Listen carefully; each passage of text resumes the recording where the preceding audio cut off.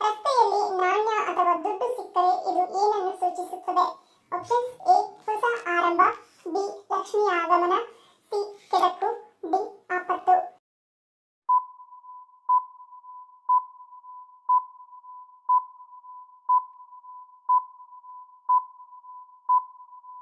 ಸರಿಯಾದ ಉತ್ತರ option A ಹೊಸ ಆರಂಭ. ನಿಮಗೆ ರಸ್ತೆಯಲ್ಲಿ ನಾಣ್ಯ ಸಿಕ್ಕರೆ ಅದು ನಿಮ್ಮ ಜೀವನದಲ್ಲಿ ಹೊಸ ಆರಂಭದ ಸಂಕೇತವಾಗಿದೆ. ಇದು ದೀರ್ಘಾಯುಷ್ಯ ಮತ್ತು ನೀವು ದೊಡ್ಡ ವಿಷಯಗಳಿಗೆ ಗುರಿಯಾಗಿದ್ದೀರಿ ಎಂಬ ಅಂಶವನ್ನು ಪ್ರತಿನಿಧಿಸುತ್ತದೆ. ನಾಣ್ಯಗಳು ಸಿಗುವುದು ಏಕತೆಯನ್ನು ಪ್ರತಿನಿಧಿಸುತ್ತದೆ, ಅಂದರೆ ನೀವು ಯಾವಾಗಲೂ ನಿಮ್ಮ ಪ್ರೀತಿ ಪಾತ್ರರೊಂದಿಗೆ ಸಂಪರ್ಕದಲ್ಲಿರುತ್ತೀರಿ ಎಂಬುದಾಗಿದೆ. ಮತ್ತು ನಿಮ್ಮ ಜೀವನದುದ್ದಕ್ಕೂ ನಿಮಗೆ ಮಾರ್ಗದರ್ಶನ ನೀಡುವ ಮತ್ತು ನಿಮಗೆ ಜೀವನದ ಪ್ರತಿಯೊಂದು ಹಂತದಲ್ಲೂ ಸಹಾಯ ಮಾಡುವ ನಿಮ್ಮ ರಕ್ಷಕ ದೇವತೆಗಳ ಬೆಂಬಲವನ್ನು ನೀವು ಹೊಂದಿರುತ್ತೀರಿ ಎನ್ನುವುದನ್ನು ಸೂಚಿಸುತ್ತದೆ. ಪಪ್ಪಾಯಿ ಎಲೆಯ ರಸದೊಂದಿಗೆ ಯಾವುದನ್ನು ಬೆರೆಸಿ ಸೇರಿಸುವುದರಿಂದ ಪ್ಲೇಟ್ಲೆಟ್ಸ್ ಕೆಲವೇ ಗಂಟೆಗಳಲ್ಲಿ 2 ಲಕ್ಷದವರೆಗೂ ತಲುಪುತ್ತದೆ? ಆಪ್ಷನ್ಸ್: ಎ ಉಪ್ಪು, ಬಿ ಕರಿಮೆಣಸಿನ ಪುಡಿ, ಸಿ ನಾಟಿ ಬೆಲ್ಲ, ಡಿ ಜೇನುತುಪ್ಪ.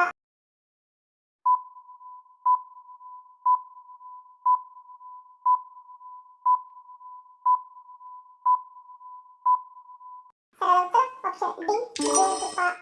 ಪಪ್ಪಾಯಿ ಎಲೆಯ ರಸವು ಜೇನುತುಪ್ಪದೊಂದಿಗೆ ಪವಾಡದಂತೆ ಕೆಲಸ ಮಾಡುತ್ತದೆ. ಪ್ಲೇಟ್ಲೆಟ್ ಎಣಿಕೆ 12 ಗಂಟೆಗಳಲ್ಲಿ 68,000 ರಿಂದ 2 ಲಕ್ಷದವರೆಗೂ ಏರುತ್ತದೆ. ಹೀಗಾಗಿ ಜ್ವರದಿಂದ ಬಳಲುತ್ತಿರುವವರು ಪಪ್ಪಾಯಿ ಎಲೆಯ ರಸದೊಂದಿಗೆ ಜೇನುತುಪ್ಪವನ್ನು ಬೆರೆಸಿ ಸೇವಿಸುವುದು ಆರೋಗ್ಯಕ್ಕೆ ಒಳ್ಳೆಯದು. ಊಟಕ್ಕೆ ಮುನ್ನ ಯಾವುದನ್ನು ತಿನ್ನುವುದರಿಂದ ಹೊಟ್ಟೆಯ ಸಮಸ್ಯೆಗಳನ್ನು ದೂರ ಮಾಡುತ್ತದೆ? ಆಪ್ಷನ್ಸ್: ಎ ಓಂಕಾಳು, ಬಿ ಜೀರಿಗೆ, ಸಿ ಎಲೆ ಅಡಿಕೆ, ಡಿ ಅಂಜೂರ.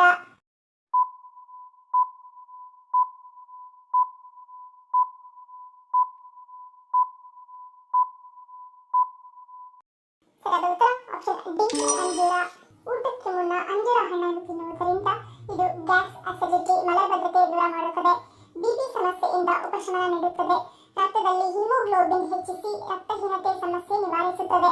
ದೇಹದಲ್ಲಿನ ಕೆಟ್ಟ ಕೊಲೆಸ್ಟ್ರಾಲ್ ಅನ್ನು ಕಡಿಮೆ ಮಾಡಿ ರಕ್ತ ಶುದ್ಧೀಕರಣಕ್ಕೆ ಕಾರಣವಾಗುತ್ತದೆ. ಹೃದಯ ಸಂಬಂಧಿ ಕಾಯಿಲೆ, ಸಂತಾನಹೀನತೆ ಸಮಸ್ಯೆ, ಮಧುಮೇಹ, ಅಸ್ತಮ, ಜ್ವರ, ಕಿವಿ ನೋವು, ಹೊಟ್ಟೆ ನೋವು ಉಪಶಮನವಾಗುತ್ತದೆ. ಯಾವುದನ್ನು ಅತಿಯಾಗಿ ಸೇವಿಸುವುದರಿಂದ ಟೈಪ್ 2 ಮಧುಮೇಹಕ್ಕೆ ಕಾರಣವಾಗುತ್ತದೆ? Options: A ice cream, B cold coffee, C ತಣ್ಣನೆಯ ಪಾನೀಯ, ಡಿ ಮೇಲಿನ ಎಲ್ಲವೂ.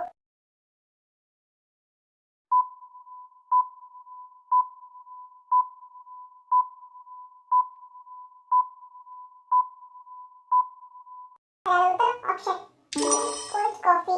ಸೆಕೆಯಿಂದ ಉಪಶಮನ ನೀಡುವ ಹಾಗೂ ಬಾಯಿಗೆ ರುಚಿಯನ್ನು ಹೆಚ್ಚಿಸುವ ಕೋಲ್ಡ್ ಕಾಫಿ ಅನೇಕರಿಗೆ ಪ್ರಿಯವಾಗಿದೆ. ಅದರಲ್ಲಿ ಹೆಚ್ಚಿನ ಪ್ರಮಾಣದ ಸಕ್ಕರೆಯನ್ನು ಬಳಸಲಾಗುತ್ತದೆ. ಅಂತಹ ಪರಿಸ್ಥಿತಿಯಲ್ಲಿ ಕೋಲ್ಡ್ ಕಾಫಿಯನ್ನು ಅತಿಯಾಗಿ ಕುಡಿಯುವುದರಿಂದ ರಕ್ತದಲ್ಲಿನ ಸಕ್ಕರೆ ಮಟ್ಟ ಹೆಚ್ಚಾಗುತ್ತದೆ. ಇದು ಟೈಪ್ 2 ಮಧುಮೇಹಕ್ಕೆ ಕಾರಣವಾಗುತ್ತದೆ. ಪುರಾಣಗಳ ಪ್ರಕಾರ ಭಗವಾನ್ ಶ್ರೀಕೃಷ್ಣನನ್ನು ಕೊಂದ ಬೇಡ ಯಾರು? Options: A Pradyumna, B Ugrasena, C Kamsa, D ಜರ.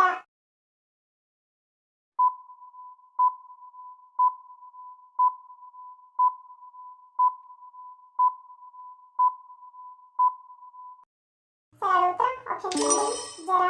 ರಾಮಾಯಣದಲ್ಲಿ ರಾಮನಾಗಿ ಬಾಲಿಯನ್ನು ಕೊಂದಾಗ ಬಾಲಿಗೆ ಮುಂದಿನ ಅವತಾರದಲ್ಲಿ ನೀನು ನನ್ನನ್ನು ಕೊಲ್ಲುವಂತೆ ಎಂದು ಮಾತು ನೀಡಿರುತ್ತಾನೆ. ಅದರಂತೆಯೇ ಜರ ಎಂಬ ಬೇಡನಾಗಿ ಜನ್ಮ ತಾಳಿದ ವಾಲಿಯು ಕೃಷ್ಣನ ಕಾಲಿನ ಹೆಬ್ಬೆರಳನ್ನು ಜಿಂಕೆ ಎಂದು ಭಾವಿಸಿ ಬಾಣ ಹೊಡೆಯುತ್ತಾನೆ. ಇದರಿಂದ ಶ್ರೀಕೃಷ್ಣನು ಸಾವನ್ನಪ್ಪುತ್ತಾನೆ. ಮಾನವ ದೇಹದ ಅತಿ ದೊಡ್ಡ ಜೀವಕೋಶ ಯಾವುದು?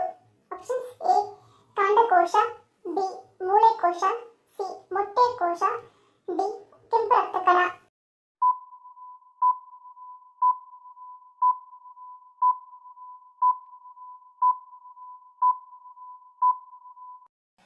ಸರಿಯಾದ ಉತ್ತರ ಆಪ್ಷನ್ ಸಿ ಮೊಟ್ಟೆಕೋಶ. ಮಾನವ ದೇಹದಲ್ಲಿನ ಅತಿ ದೊಡ್ಡ ಕೋಶವೆಂದರೆ ಅದು ಮೊಟ್ಟೆಯ ಕೋಶ. ಜೀವಕೋಶದ ಸರಾಸರಿ ಗಾತ್ರವು ಸರಿಸುಮಾರು 0.15 ಮಿಲಿಮೀಟರ್ಗಳಿಂದ 0.2 ಮಿಲಿಮೀಟರ್ಗಳಷ್ಟಿರುತ್ತದೆ. ಇದು ಹೆಣ್ಣು ಸಂತಾನೋತ್ಪತ್ತಿ ಕೋಶವಾಗಿದೆ. ಮಾನವನ ಸ್ತ್ರೀ ದೇಹದಲ್ಲಿನ ಅಂಡಾಣು ಅಥವಾ ಮೊಟ್ಟೆಯ ಕೋಶವು ಸೂಕ್ಷ್ಮದರ್ಶಕವಿಲ್ಲದೆ ಬರಿಗಣ್ಣಿನಿಂದ ವಿಶಿಷ್ಟವಾಗಿ ಗೋಚರಿಸುತ್ತದೆ. ನಮ್ಮ ದೇಹದಲ್ಲಿ ನಿದ್ರೆಗೆ ಕಾರಣವಾಗುವ ಮುಖ್ಯವಾದ ಹಾರ್ಮೋನ್ ಯಾವುದು? Options: A testosterone, B oestrogen, C melatonin, D cortisol.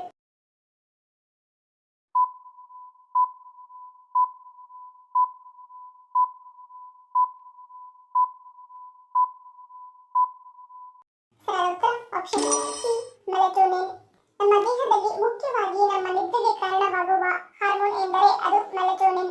ಬೆಳಗ್ಗೆ ಸೂರ್ಯ ಹುಟ್ಟುವಾಗ ಮತ್ತು ಸಂಜೆ ಸೂರ್ಯ ಮುಳುಗುವ ಸಂದರ್ಭದಲ್ಲಿ ಈ ಹಾರ್ಮೋನಿನ ಮಟ್ಟ ನಮ್ಮ ದೇಹದಲ್ಲಿ ಬೇರೆ ಬೇರೆ ರೀತಿಯಲ್ಲಿ ಇರುತ್ತದೆ. ಆರೋಗ್ಯ ತಜ್ಞರು ಹೇಳುವ ಹಾಗೆ ಬೆಳಗ್ಗೆ ಸಮಯದಲ್ಲಿ ಮೆಲಟೋನಿನ್ ನಮ್ಮ ದೇಹದಲ್ಲಿ ಕಡಿಮೆಯಾಗುತ್ತದೆ. ಇದರಿಂದ ನಮಗೆ ನಿದ್ರೆಯಿಂದ ಎಚ್ಚರವಾಗುತ್ತದೆ. ಅದೇ ರೀತಿ ರಾತ್ರಿಯ ಸಮಯದಲ್ಲಿ ಈ ಹಾರ್ಮೋನ್ ನಮ್ಮ ದೇಹದಲ್ಲಿ ಹೆಚ್ಚು ಉತ್ಪತ್ತಿಯಾಗುತ್ತದೆ. ಹಾಗಾಗಿ ಊಟ ಮಾಡಿದ ತಕ್ಷಣ ನಮಗೆ ಕಣ್ಣುಗಳಿಗೆ ನಿದ್ರೆ ಆವರಿಸುತ್ತದೆ. ಇದರ ಜೊತೆಗೆ ಇನ್ನೊಂದು ವಿಷಯ ಎಂದರೆ ಚಳಿಗಾಲ ಮತ್ತು ಬೇಸಿಗೆ ಕಾಲ. ಚಳಿಗಾಲದಲ್ಲಿ ಹಗಲು ಕಡಿಮೆ ಅವಧಿ ಮತ್ತು ರಾತ್ರಿಯ ಸಮಯ ಹೆಚ್ಚಿನ ಅವಧಿಯಲ್ಲಿ ಇರುತ್ತದೆ.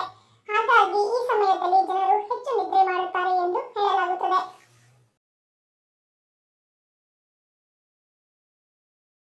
ನಮ್ಮ ದೇಹದಲ್ಲಿರುವ ಕೆಟ್ಟ ಅಥವಾ ಆಮ್ಲಯುಕ್ತ ಗಾಳಿಯನ್ನು ಹಿಡಿದಿಟ್ಟುಕೊಳ್ಳುವುದರಿಂದ ಏನಾಗುತ್ತದೆ? ಆಪ್ಷನ್ಸ್: ಎ ಹೊಟ್ಟೆ ನೋವು, ಬಿ ಅತಿಸಾರ, ಸಿ ತಲೆನೋವು, ಡಿ ಮೇಲಿನ ಎಲ್ಲವೂ.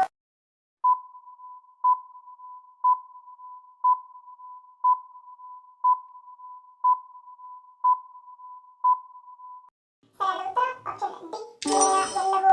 ಹೆಚ್ಚಿನ ಸಮಯದವರೆಗೂ ಮೂಸನ್ನು ಹಿಡಿದಿಟ್ಟುಕೊಳ್ಳುವುದರಿಂದ ಇದು ತಲೆನೋವು, ಹೊಟ್ಟೆ ನೋವು ಮತ್ತು ಹೊಟ್ಟೆಯಲ್ಲಿನ ಸ್ನಾಯುಗಳ ಸೆಳೆತ ಹಾಗೂ ಅತಿಸಾರದಂತಹ ಸಮಸ್ಯೆಗಳಿಗೆ ಕಾರಣವಾಗುತ್ತದೆ. ಯಾವುದನ್ನು ಅತಿಯಾಗಿ ಬೇಯಿಸಿ ತಿನ್ನುವುದರಿಂದ ನಮ್ಮ ದೇಹದಲ್ಲಿ ಕ್ಯಾನ್ಸರ್ ಸೆಲ್ಸ್ಗಳು ಉತ್ಪತ್ತಿಯಾಗಲು ಕಾರಣವಾಗುತ್ತದೆ? ಆಪ್ಷನ್ಸ್: ಎ ಮೊಟ್ಟೆ, B mutton, C mushroom, D ಬಾದಾಮಿ.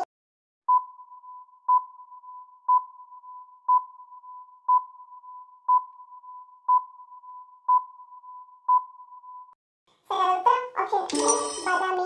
ಬಾದಾಮಿಯನ್ನು ಅತಿಯಾಗಿ ಬೇಯಿಸಿದಾಗ, ವಿಶೇಷವಾಗಿ ಹೆಚ್ಚಿನ ತಾಪಮಾನದಲ್ಲಿ ಹುರಿದಾಗ ಅವು ಅಕ್ರಿಲಾಮೈಡ್ ಅನ್ನು ಉತ್ಪಾದಿಸುವ ರಾಸಾಯನಿಕ ಬದಲಾವಣೆಗಳಿಗೆ ಒಳಗಾಗುತ್ತವೆ. ಅಕ್ರಿಲಾಮೈಡ್ ಒಂದು ಸಂಭಾವ್ಯ ಹಾನಿಕಾರಕ ವಸ್ತುವಾಗಿದ್ದು ಪ್ರಾಣಿಗಳ ಅಧ್ಯಯನದಲ್ಲಿ ಕ್ಯಾನ್ಸರ್ಗೆ ಸಂಬಂಧಿಸಿದೆ. ಅಕ್ರಿಲಾಮೈಡ್ ರಚನೆಯನ್ನು ಕಡಿಮೆ ಮಾಡಲು ಬಾದಾಮಿಯನ್ನು ಕಡಿಮೆ ತಾಪಮಾನದಲ್ಲಿ ಹುರಿಯುವುದು ಅಥವಾ ಕಚ್ಚಾ ಬಾದಾಮಿಗಳನ್ನು ಸೇವಿಸುವುದು ಆರೋಗ್ಯಕ್ಕೆ ಉತ್ತಮ ಎನ್ನಲಾಗುತ್ತದೆ. ವಿಧವೆಯರು ಮಂಗಲಸೂತ್ರವನ್ನು ಏಕೆ ಧರಿಸಬಾರದು? ಆಪ್ಷನ್ಸ್: ಎ ಧಾರ್ಮಿಕ ಆಚರಣೆ, ಬಿ ಅಡಚಣೆ, ಸಿ ಮೂಢನಂಬಿಕೆ, ಡಿ ಭಾವನಾತ್ಮಕತೆ.